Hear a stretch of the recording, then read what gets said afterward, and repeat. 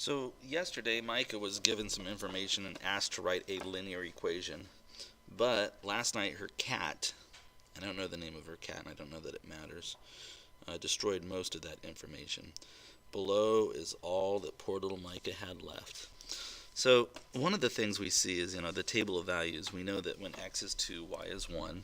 And we also have this ordered pair right here. We know that when x is negative 3, y was 3 also. So because we're told that it is linear, right, that it's a linear relationship, we can proceed. And to be honest, if we only had 2 points, it could either be linear or it could be exponential. But because we're told it's linear, we can go ahead and move forward here. So if I look at the change in x, right, x goes from negative 3 to negative 2. That's an increase of plus 1. And then y was at 3 and goes down to 2, so that decreased by 2. 3 minus 2 is 1. So the slope is that change in y, right? The change in the y's, which is negative 2, divided by the change in the x, value. And the change in the x value here was plus 1. So we have a slope that's equal to negative 2. So I could go ahead and find the y-intercept, using the techniques that we have been using. I could take y equals mx plus b. I could plug in, I guess I'll use this top pair. Here's an x value, and then this is the y value that I'll use.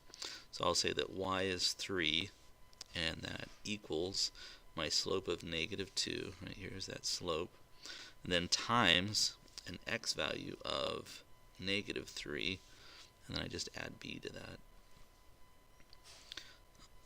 When I do this multiplication, we end up getting a positive 6 here, plus b, and then I take away 6 from each side, and I get that negative 3 is what b is.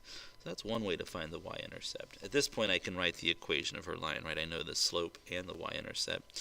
The other thing I could do is just continue extending this table, because I can see I'm going to hit the 0th term in just 2 more jumps. And for each jump, I just subtract 2. So if I have 1 and I subtract 2 from that, that gives me a negative 1, right? 1 minus 1 is 0. 0 minus 1 is negative 1. And then if I'm at, so that was just minus 2. And then I can take the negative 1 and subtract another 2, which puts me at negative 3. So you can see that agrees with the slope that we see here, right? I mean the y-intercept. So at this point, we know that our equation is y equals negative 2x, because we're going down by 2 each time. And then plus our 0 term here is, I'll just put, instead of plus negative 3, I'll just put minus 3. So that's the equation of the line.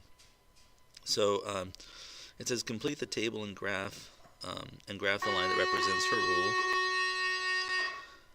rule. So I could keep going here.